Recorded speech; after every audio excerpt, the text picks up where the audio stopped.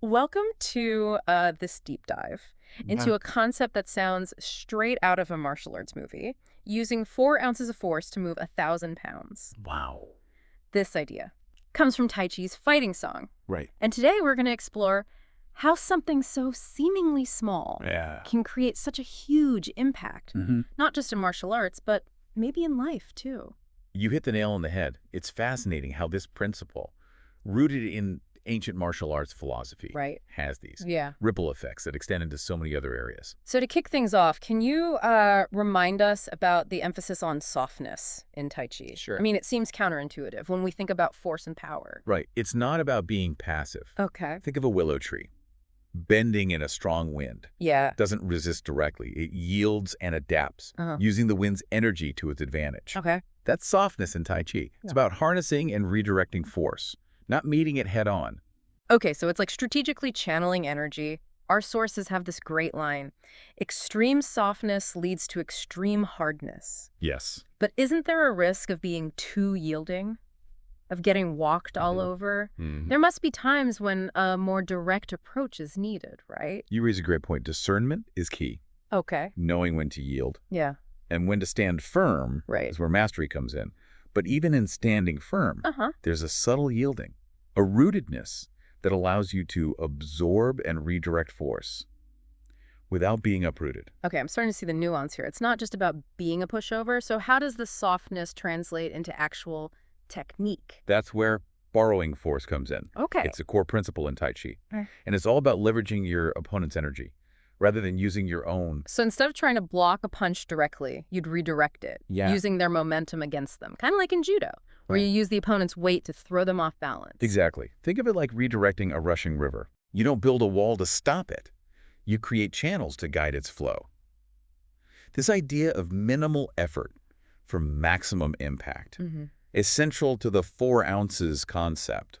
It's almost like finding those pressure points, where a little nudge can have a huge effect. Yes. Our sources mentioned leading in and making it empty Right. as a technique Yeah. for disrupting an opponent's force. Yeah. Can you unpack that a bit? It sounds pretty mystical. It does sound mysterious, but it's a strategic principle. Leading in is about Okay. drawing your opponent's energy in a specific direction, Right. encouraging their commitment to a movement, and then making it empty is about withdrawing your own energy, Okay. creating a void Yeah. that disrupts their balance. So you're setting them up, luring them into a position where they overextend themselves, and then, boom, they topple. It's not about trickery. It's about understanding the flow of energy Right. and using it strategically. Imagine two people pushing against each other. Yeah. If one suddenly steps back, the other leaning into that force will stumble forward, tripped up by their own momentum. I see. So it's about manipulating that flow,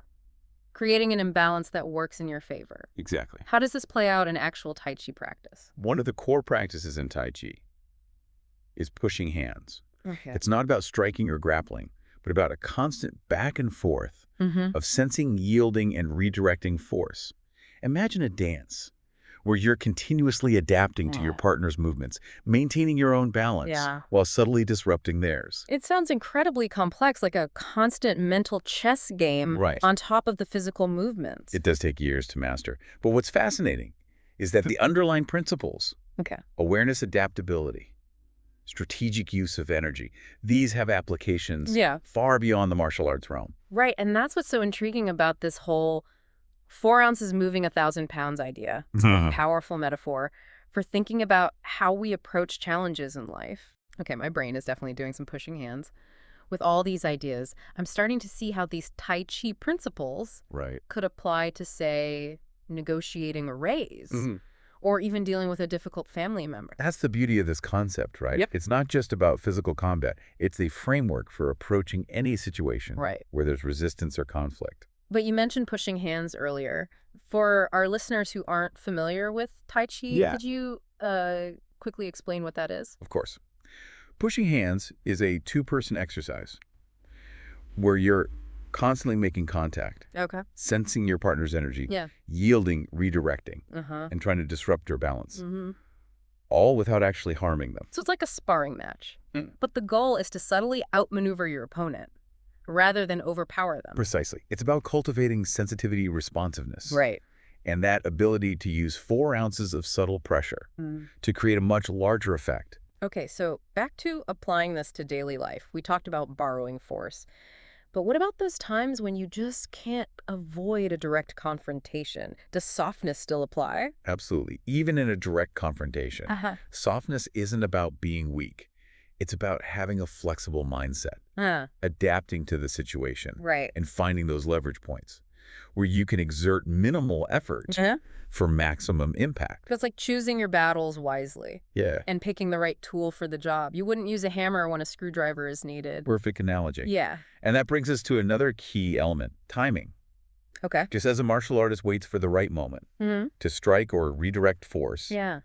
we need to develop a sense of timing in our interactions. So it's about being patient, observant, and not just reacting impulsively. Exactly. Our sources have that intriguing quote, accumulate and then release. Yes. It makes me think of gathering information Yes. and assessing the situation before acting decisively. Exactly. Think about a tense negotiation.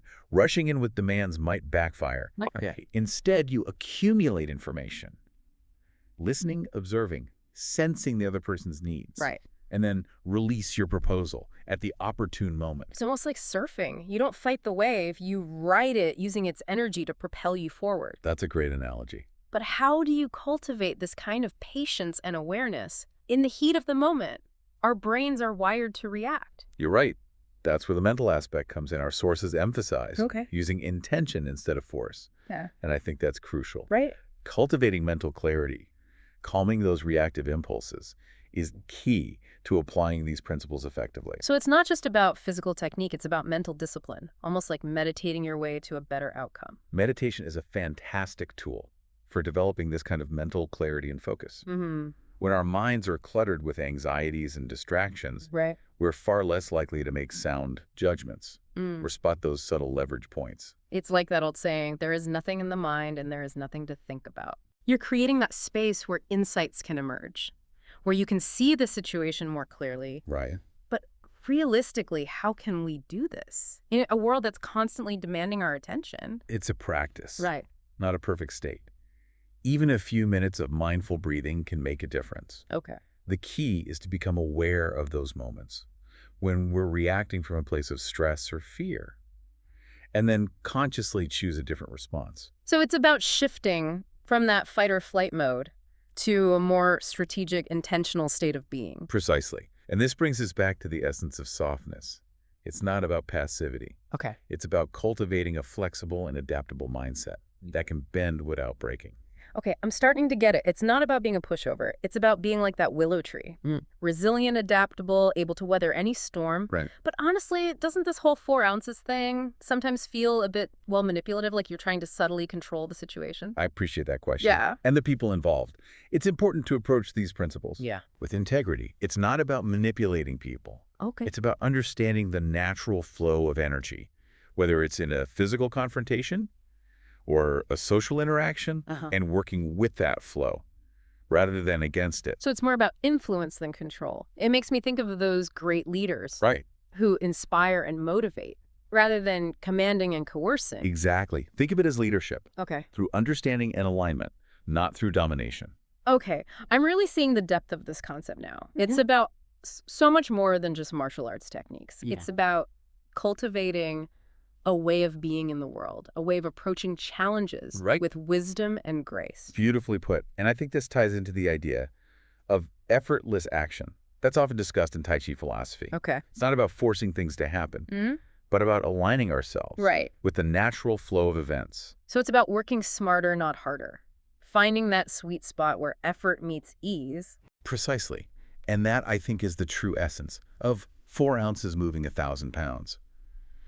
It's not about brute force, but about recognizing those subtle leverage points in any situation and using minimal effort to create maximum impact. This is blowing my mind. We've gone from martial arts to meditation to leadership, and it all connects back to this simple but profound principle. And that's the journey we're on, right? Uncovering these connections, seeing how ancient wisdom can inform our modern lives. But before we get too carried away, maybe it's time to take a break and let all this sink in a bit more. Yes, definitely. I think we need a moment. To process all these incredible insights, we'll be back in a bit to explore how we can actually start applying these 4 ounces principles in our everyday lives. Welcome back to this deep dive where we're talking about 4 ounces moving 1,000 pounds, how a seemingly small force can have such a huge impact. Right. And we've gone from the martial arts origins of this idea to this broader philosophy of softness and borrowing force and strategic intention. But now the big question is, how do we actually put this into practice in our daily lives? Yeah, that's where the rubber meets the road, right? And it's not always easy. Right. It's like we've been given this amazing set of tools, but haven't quite figured out how to use them. Yeah, in the real world. In the real world. Exactly. So where do we start? I mean, life throws these curveballs at us constantly. Demanding bosses, frustrating commutes, family drama. It's tough to remember, to be all Zen master when you're feeling stressed and overwhelmed. I hear you. You're right. It's not about being perfectly Zen all the time. Okay. It's about cultivating awareness, noticing those moments when we're tempted to react habitually, Right. to meet force with force, and instead choosing a different path. Okay, so step one is noticing those patterns. But what do we do once we've caught ourselves in that reactive loop? That's where the 4 ounces thinking comes in. Instead of just reacting, we pause. Okay. We take a breath, even just a tiny one, to create a little space Right. between the stimulus and our response. Then we ask ourselves, what's the most strategic way to handle this? Okay. Is there a leverage point I'm missing? So it's like hitting that pause button on autopilot and switching to manual control. Instead of charging into the fray, we're taking a moment to assess the terrain and strategize. Precisely. And that pause, that moment of reflection is where the magic happens. Yeah. We start to see this situation more clearly. Yeah. Instead of feeling like we're being pushed around by these external forces, we're choosing our response. Okay, so pause, assess, strategize. Got it. But what about those times when we really do need to be assertive, to set boundaries, or stand up for ourselves? Does softness mean we always have to back down? Great question.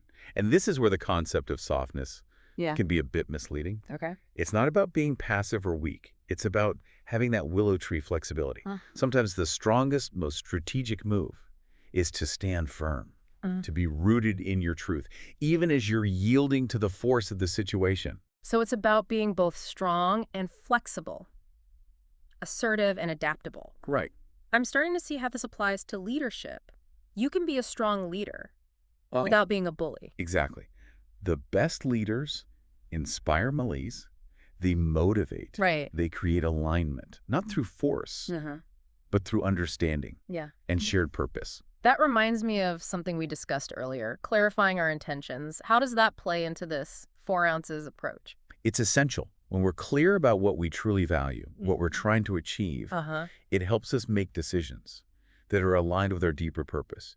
It gives us that inner compass to guide us, even in challenging situations. So it's not just about being strategic. It's about being purposeful, making sure our actions are aligned with something bigger than just our ego or our immediate desires. Exactly. When we act from a place of purpose, we tap into a source of power that's far greater than our individual willpower. Right. It's like we're drawing upon a universal force, a kind of cosmic leverage that amplifies our efforts. Okay, I'm feeling a little tingly, like I'm starting to sense this cosmic leverage. But realistically, how do we stay connected to that sense of purpose? Sure. When we're caught up in this day-to-day grind. It's a practice. Yeah. Like anything else. It might be a few minutes of meditation each morning, Okay. setting intentions for the day, or simply taking a moment to pause Right. and reconnect with your breath Right. when you feel yourself getting pulled off center. It's like those little course corrections that keep us on track. Exactly. And remember, the 4 ounces approach Okay. is not about perfection.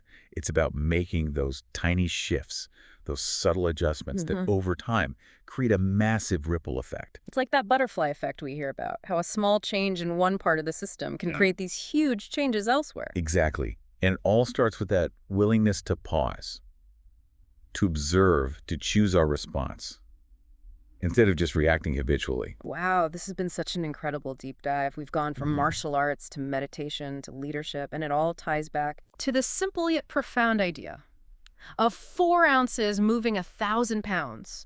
I feel like I've been given a whole new way of seeing the world, a new set of tools for navigating its complexities. Me too. And the beauty of it is we've only just scratched the surface. Right. This is a lifelong journey.